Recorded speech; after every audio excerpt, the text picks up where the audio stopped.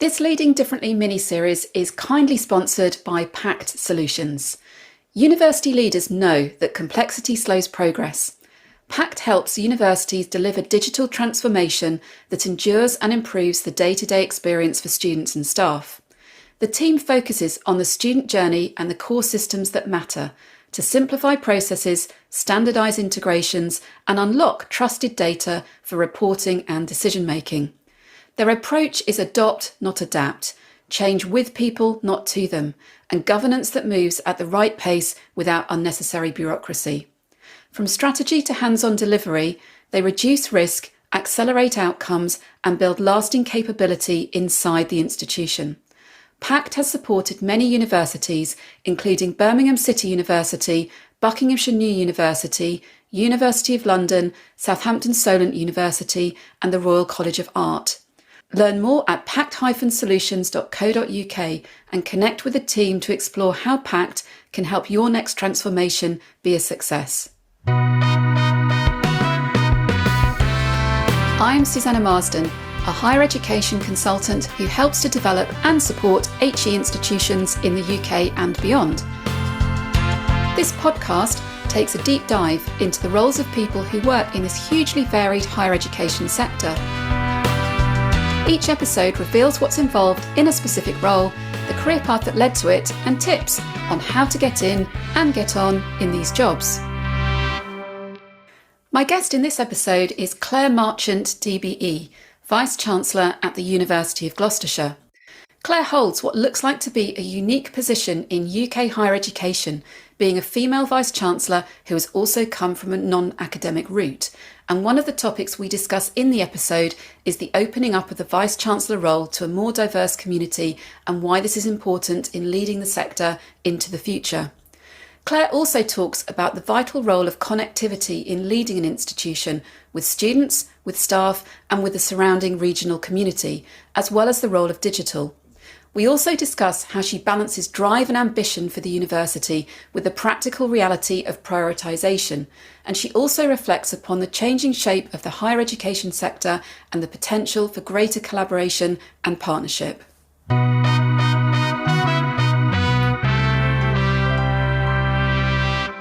Clare, welcome to the podcast and thanks for being my guest in this episode.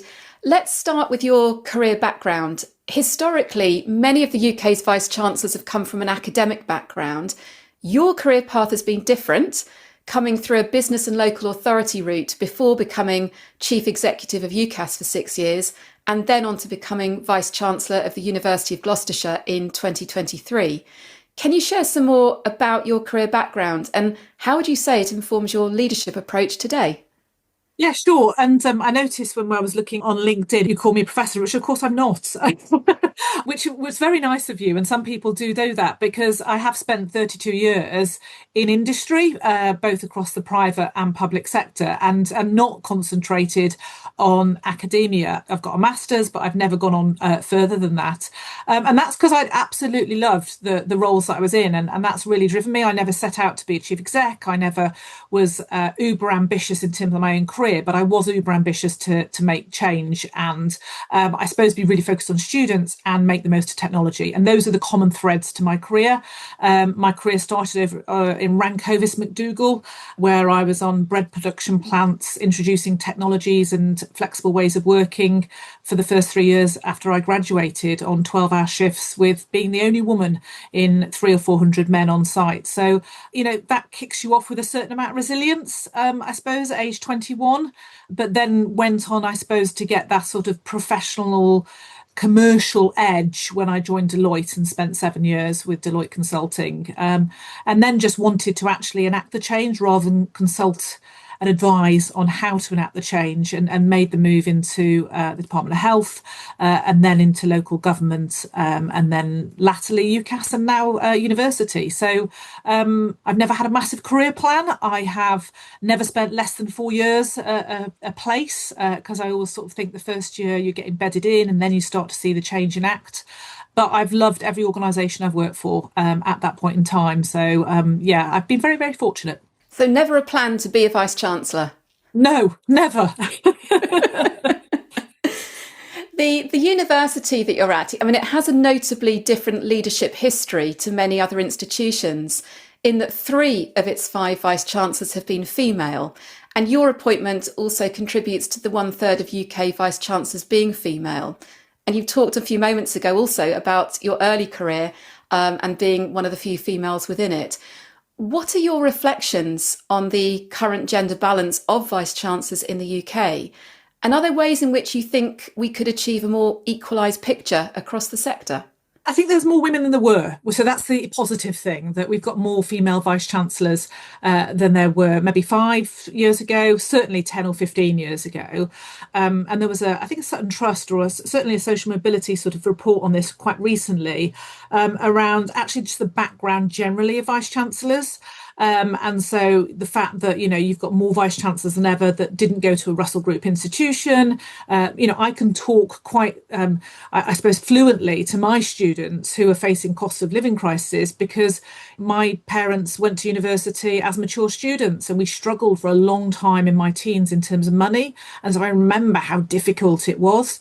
And I think that sort of, I suppose, lived experience, as you'd call it now, but that experience early on in your life is really, really important to be able to relate to people. I think having people from different ethnic backgrounds is super important. And there is, literally not many, I'm going to say single figure numbers of vice-chancellors who are from a different ethnic background. So I think there's something about beyond just being female, have we got diversity of thought in terms of vice-chancellors, but also, universities are businesses. And yes, they rely on public funding, but they need to be run in a way that is commercially astute.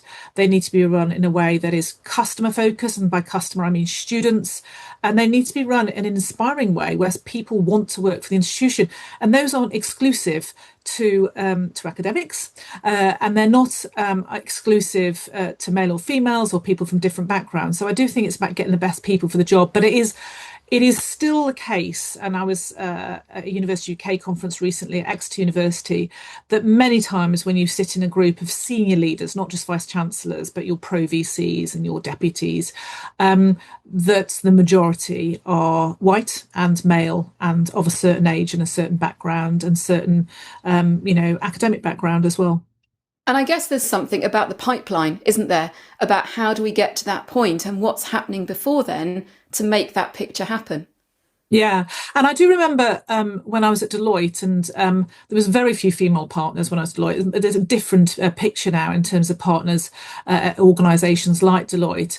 But having a real lesson in actually the responsibility of being a female leader and to raise everybody up around you. Your responsibility is to recruit people around you that think differently, that challenge you, but also to reach into the organisation, spot talent and bring that through. So, I spent this morning at 8 o'clock meeting with somebody who wants to progress to a head of role, which, is probably about three steps down from where I am, but I believe has talent and would like to see her develop. And spending time having coffee on a Friday morning, talking that through and how we can explore development opportunities, I think is super important, regardless of how busy you are, making time for that sort of thing. Yeah, and I guess that's to do with development within one institution or indeed in any institutions across the sector. Absolutely. And, the conversations I have are, you may end up developing your career in another institution, and that will be, to our benefit, because we've got somebody who walks away from the University of Gloucestershire, their head held high, who feels they've been developed and had opportunities here, even if they go somewhere else in the end. So I do think that's super important. Reflecting on what you've talked about so far, I mean, you hold what looks like currently a unique position in UK higher education, being female and coming into a vice-chancellor role from a non-traditional academic route. And that is going to be inspiring to many people, especially colleagues who encounter glass ceilings in their career paths or think that ceiling might just be in touching distance. Thinking broadly about what's needed to successfully lead a university into the medium term, you've touched a bit on this already. What does that look like in terms of leadership qualities, and might that change the career paths into the Vice-Chancellor role? I think I touched on the fact that, your people are your biggest asset, no matter which organisation that you are leading. And we've got 960-ish staff at the University of Gloucestershire, so we're a small, medium institution. Some organisations will have 4,000 or 5,000 staff.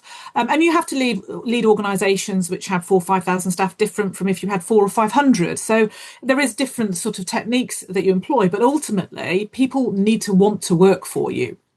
And they need to be inspired by you. And that doesn't mean that you sugarcoat things. It means you're transparent with people. But I think that skill about really good leadership, because there's lots of good people who are good managers. They might be brilliant academics. It doesn't necessarily make them brilliant leaders. We know that. All the leadership sort of development sort of research says that. And so I think that's the biggest thing, aligned with, can you run a business? And I say that in the context of understanding that these are quite unique businesses in some ways because of public funding, because of regulation.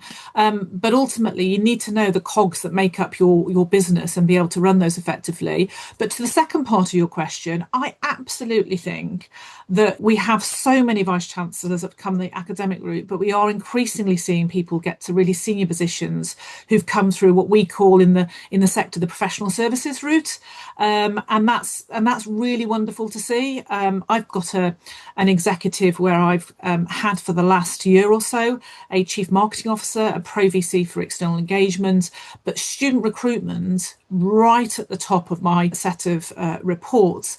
And that's really, really deliberate, because I think too often it's sort of buried within the organisation. So I'd love to see more CMOs, more sort of external relation pro VCs, because I think that's a really great route to our future VCs, alongside more traditional routes like, coming up through the finance perhaps, or the legal route, which we've probably seen before. And your executive team, I mean, you talked about the formation of that. Is that something that you created when you came into your Vice-Chancellor post, or did you inherit that from your predecessor? It's a little bit of both, and mostly, and I have seen this happen in different organisations, both when I was in local government, but also in the private sector and in the university sector. People who completely wipe the slate clean and have a brand new executive team, or conversely, don't make some changes in their first 1 or 2 years, and so it's exactly the same as what they walked in. And I've done neither of those. I've probably taken a middle ground. I've recruited in talent where I thought we needed more emphasis and more focus. I have taken out layers where I think there's too many layers for the size of organisation that we are. And I've tried to, and I use this word in a sort of a careful way, but nurture, bring on, encourage talent that I see as existing, but perhaps needs to be redirected slightly. And so I have a very mixed team. Only one of those, I think, and I'm just going to check, but one of those I directly recruited myself out of the 7 that report to me. But they're different 7 than when I came in. And so that's very, very deliberate. I've got some really talented people. So both that were here, are longer serving. Our CFO, I think, has been with us 20 plus years. So, but has got a different portfolio than when I walked through the door 2 years ago. And thinking about what you've been talking about there generally, talking about academic staff, talking about professional staff, thinking about those leadership qualities and pathways. So there's leadership pathways through to VC or to senior posts. What might that mean for generally how we badge academic and professional services staff within HE? Because we do badge them a lot across the sector. Or do we need to be creating some sort of different badge or no badge? Yeah, and I would argue no badge, really. I think it's quite divisive when we talk about academics and professional services. And it's interesting, I've just been to our new campus in Gloucester, which we opened just about 6-7 weeks ago. And we have an agile working area there. And it's not a huge area, it's a really nicely kitted out area. But I've said the first people to have, bagsies on that should be those that are teaching our students. Someone said, well, you mean academics, not professional services? No, I mean those that are teaching our students, that are coming from a lecture theatre that our students need to access to see. They get first sort of dibs on that space. And I think that's a better way of articulating it. It's like, what's the function of the role, rather than a sort of artificial divide? Because some academics won't be teaching either on a particular day or in a particular week. They might be doing research, in which case they're much more flexible in terms of where they can work. So I I think there's something about stopping using the terms professional services and academics and talking about why are we here? We're a teaching intensive institution. Yes, we do some brilliant elements of research, but fundamentally we're here for our students. And therefore, whether you work in HR, finance, marketing, you're a lecturer, senior lecturer, prof, I don't really mind. You're all there on an open day and you're all there when it comes to induction in your yellow t-shirts or your, here to help, which actually gives a sense of, I always talk about, hashtag team gloss. We're here as one team. And I think that's really important rather than the sort of artificial divide that we and it's not just at our university, that artificial divide has sort of evolved, I think, as at many institutions.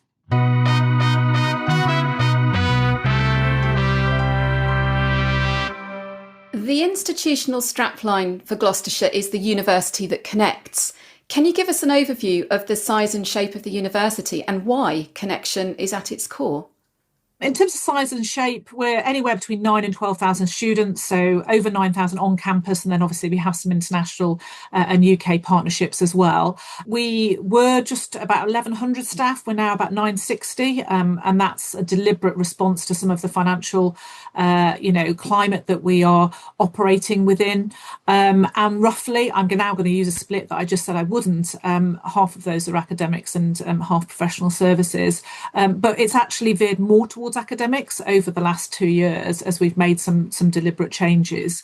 I think in terms of the strapline that connects, what I was really, really keen to do when I came in was speak directly to our students at open days, but also through our socials and say, what is it you get here in terms of an offer? Because I'm a great believer. There's no right institution. It's about a right institution for you at that point in time. So if you want a big urban experience with lots and lots of nightlife and, a sort of thriving metropolis, then maybe coming to study in Cheltenham and Gloucester isn't your thing.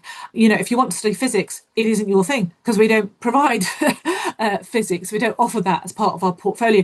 But based on what we do offer, we do brilliant connections into placements, into industry. We have lots of lecturers, senior lecturers who've come from industry, might have been, in our PR and comms. We've got journalists from the BBC. We've got physio lecturers that were physios, before. And so that sense of connection into the vocational and the technical is really, really important to us, and really building on that. And then that sense of connection between our campuses and the fact that you can access all 4 campuses, and we encourage that connection across. And building on it being a small, medium institution, you can actually bump into people and talk to them in the coffee queue reasonably regularly, which at much, much bigger institutions, you wouldn't necessarily have that sense of personal connectivity that people have with their personal tutors. Or, I was talking to 2 law students just this morning that I bumped into one of our campuses. And that's just something that gives me joy on a daily basis, that I can have conversations with staff members or students that I bumped into in the coffee queue. That's the sense of connection that we're talking about. And picking up on that point there, I mean, you can bump into the students in the coffee queue, but what other opportunities do you have, and do you make time for talking with students? So I have the Students' Union at the University of Gloucestershire are great, and I always get on well with the SABs. They're not always different every year, but because they do a maximum of 2, you get a sort of turnaround of different sabbatical officers, and they do what's called Voice It to the VC. So they open it up to students, and I do that a couple of times a year. But I've also I've got a couple coming up actually where I'm sitting in on a law lecture. But I was out with about 6 months ago. A paramedic on an ambulance, looking at what our paramedics do when they go out. And so I did what's called a ride along. So I do different things to actually understand what the student experience is like. Spend time talking to our disability services. So we did a lunch just before induction, particularly for people who are neurodiverse and might find induction just overwhelming. So we did that back in early August. I attended that and really enjoyed talking to some of the students. And of course, they're nervous and anxious and just trying to say, everybody is, even when they look really confident, they're still nervous and anxious. So there's real joy, that's to be had from finding opportunities to really get in touch with why we're all here. And you talked a few moments ago about delayering the university in terms of the number of structural layers that you have. What opportunities do you get to talk with staff who are teaching or who are out there working with the professions and working with students? Yeah, loads. I mean, again, even today, I've probably spoken to three lecturers just as we've. Coffee tends to be quite a binding thing. Coffee features a lot in my life in terms of connecting with people. One of the things I was very keen to do coming in was, yes, get a team around me that challenge me, that bring different things than I can bring, but also hear it directly from people. So, and that can be a strength, and obviously any strength overplayed can then be an area you just need to worry about. So, I will regularly say, yeah, just come and see me, and I'll buy you a coffee. I'm constantly buying coffees for other people. You can ask, and so I know the coffee ladies very, very well. And just have half an hour sitting down and hearing your perspective. And we won't always agree. And there might be something I can't do anything about or I disagree with you on, but I want to hear your perspective. Now, of course, overplayed, that then becomes an opportunity to circumnavigate any structures or anything like that. So I'm very well aware that I don't promise things, and in those sort of sessions, they are just having a coffee. But we've also done things like Monday, we were, my three exec deans and myself had an open coffee, come and have a coffee and a hobnob, with the exec deans and myself. And you get maybe half a dozen people to turn up to things like that, but important to do. And thinking about that theme of connectivity a bit more and going outside the institution, you've mentioned about your new campus, your new city campus, which not only invests in the subject areas that campus will house, but plays a significant role in regenerating Gloucester city centre. Can you share a bit more background to that development and the impacts that you hope to see? It wasn't my genesis, so it was definitely my predecessor. So and also the MPs, both the current and the previous MP, have been very, very supportive, as has the city council and the county council. So it's a developing those relationships really, because it's also got the county council's city library in there. So it's very much a community campus, and so it's not, certainly it's not myself as Vice-Chancellor who's had the idea and pursued it through. It has been a complex project. So despite being a great vision for regenerating, along with other elements, the centre of Gloucester, it was the redevelopment of a space which had a churchyard in the main courtyard area where the utilities were planned to run through. And as part of that, we worked very closely with Cotswold Archaeology to dig up and then rebury over 300 human remains. So it's been a really complex project on top of supply chain stuff that hit post-COVID. But again, going in there this morning, and I tend to go in at least once a week, a real buzz from the students that are there, education, psychology, social work, a real sense of brilliant teaching facilities, from an immersive room through to an open space the community can come in and use, and community events that are happening. There's an art exhibition on there this evening. So, a real sense of community campus. I've met many residents outside who say, "Can I come in? Am I allowed to come in?" It's sort of opening the doors and saying HE is accessible for all, and that's so important. So that's sort of like why I was at UCAS. What gets me out of bed is can we widen access? And are your students generally from the county area? We've got a big pull from Gloucestershire, but we also pull quite heavily from South Wales, from the southwest, so all the way down Devon and Cornwall. We're pulling increasingly from London and the West Midlands, and to some degree a little bit from East Midlands. And then you've got international students on top of that. So I think I met in our Park campus yesterday, someone from Ontario. So it really is all over. We've got in our business school, students from Nepal and India, Nigeria. So it's a mixed cohort on each of our campuses. Digital is a big thing I know that you're concentrating on in your strategy at the moment, the digital connectivity strand. To what extent are your developments impacting on students and staff lives, as well as general ways of working in the university? Yeah, I think we've got a lot further to go on this. And I was at a round table with other universities a couple of months ago, and I think most universities are in this space about seeing particularly things like AI as an opportunity rather than a threat.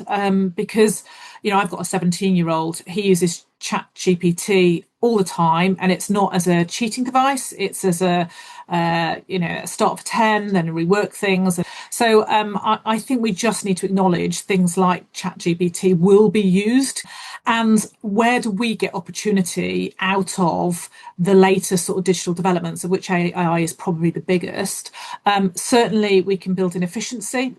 So again, just talking this week about how you build that into admissions, how you build it into assessment, and not because you're looking to take away jobs, but actually we want those jobs to be more value add and less of the sort of cranking the handle.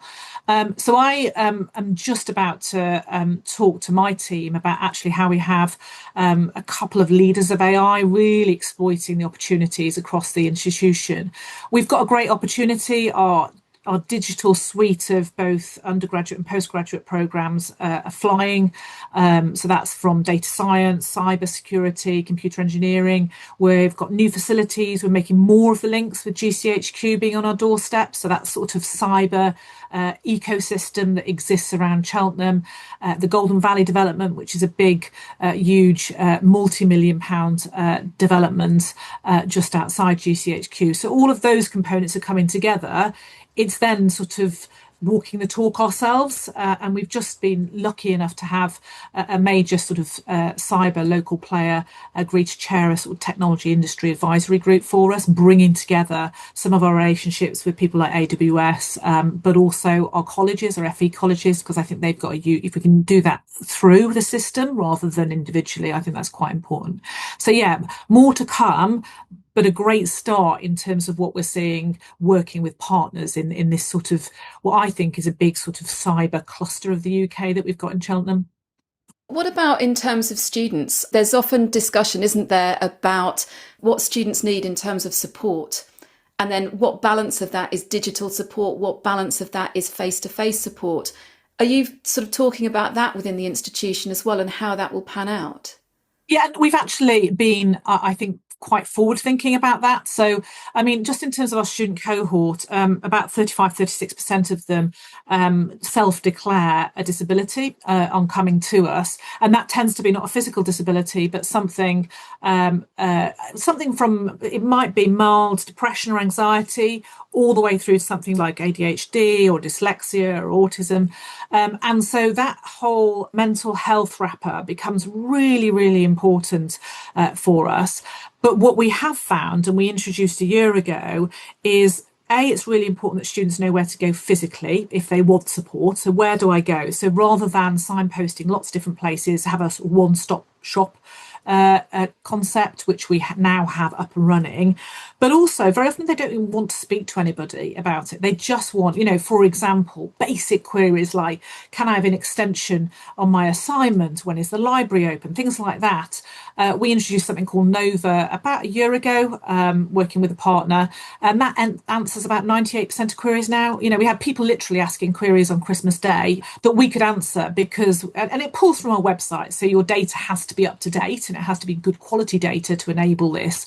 But that's the sort of application of technology that's going to be better for students, but also saves us time, because then the face-to-face resource, which is more in demand, it can be really targeted on those that need it most.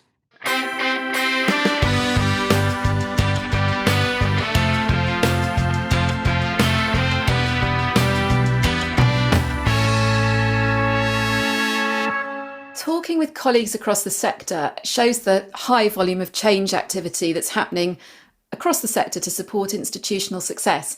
And I was really interested to see a comment in your education strategy, which mentioned the importance of seizing opportunity while also needing to avoid diffusing institutional energy. Now, that pragmatism will no doubt be music to many people's ears. But I was wondering, in the position of Vice-Chancellor, how challenging is it to get prioritisation right in terms of balancing ambition, capacity and staff well-being? Really difficult would be the short answer.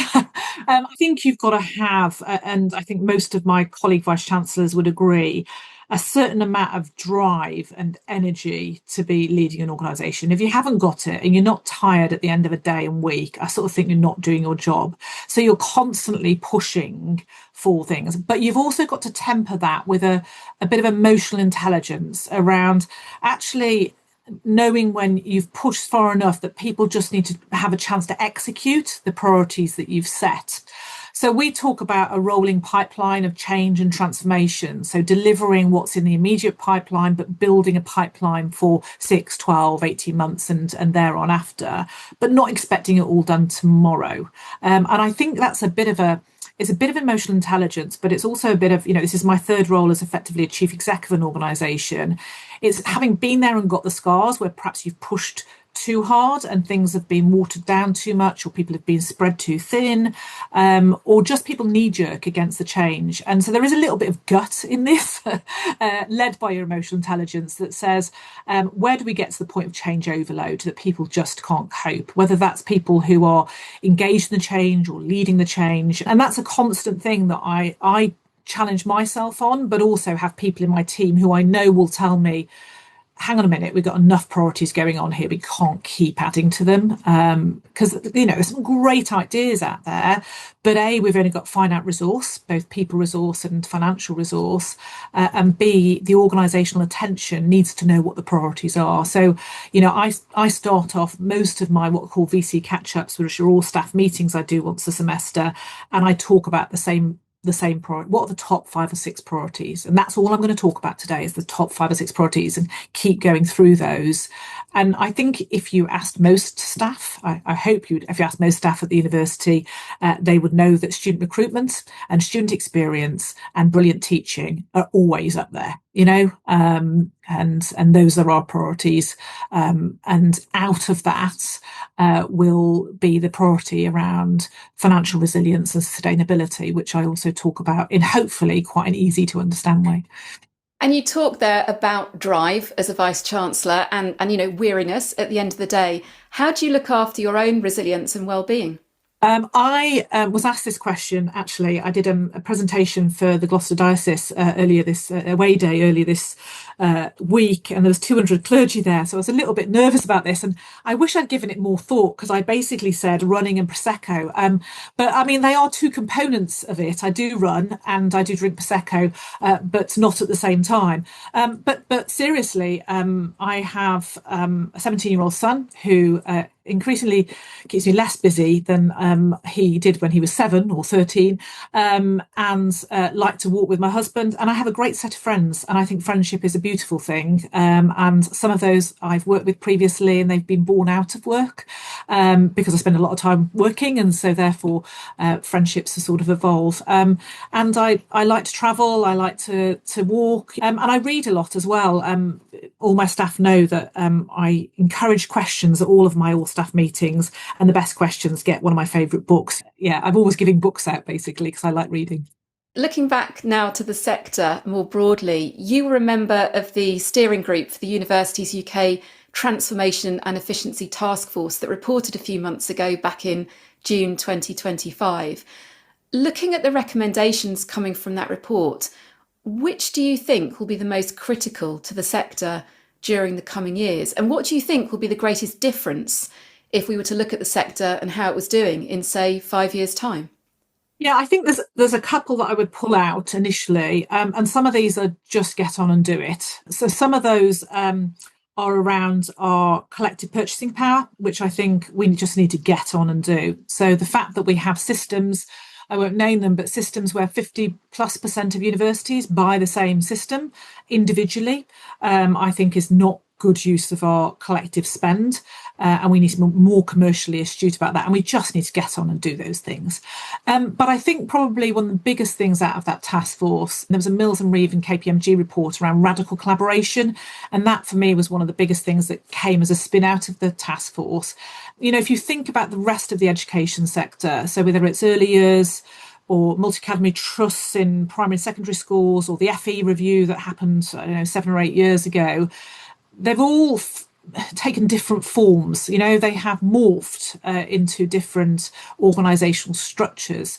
I was really pleased to read about the Kent and Greenwich arrangement a couple of weeks ago, because I do think if you ask me in 3, 4, 5 years' time, will the sector look as it does now in organisational form with the same number of universities in the form they're in? My answer would probably be no. And actually having that on the table, I think, is a really important thing to get the discussion going and it not be seen as taboo.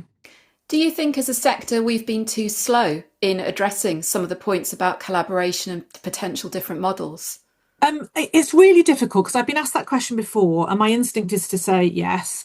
But I've only spent 2 years leading an institution. And one of my VCs, who I value his opinion very much, says, HE has always got some sort of crisis going on. And so, I wasn't leading an institution through COVID. I wasn't leading an institution post-Brexit. And I was having different challenges elsewhere, but I wasn't there to lead an institution through some of those challenges, or when the student cap came off, back in 13 years ago. So I can't really speak for that. All I can say is what I've seen in the last 2 years, and I think there's definitely been an urgency, partly driven by Universities UK, who I've got a lot of time for Vivian, who heads that up, really putting some energy behind it and saying, we need to seriously look at this. And I think that's to be applauded. We now need to act on the back of it. Finishing up our conversation today, you've commented, I know, on LinkedIn that teamwork is everything, and you've talked very warmly about your colleagues in the institution while we've been talking today, and that concept of Team Gloss. What do you value most about the team around you at Gloucestershire, and what are you looking forward to most in the next 12 months? So I value that the team are different. I'm an extrovert. I look for external signals. I want introverts. I want reflectors on my team, as well as people who are perhaps more extroverted. I want people who've been there a long time, but I want people who've literally walked through the door with new ideas. I want people who just look at things slightly differently, maybe worked in a different sector for a while as well, or a different institution, or a different type of institution. The biggest thing I want in terms of commonality, I suppose, around my broader team is an ability to inspire those below them, because it's the collective Team Gloss that will make the difference, not a group of, whether it's my 7 direct reports or the wider sort of leadership group of 15, or the broader sort of senior leaders of 80 or 90. It's the collective 960 that will make the difference.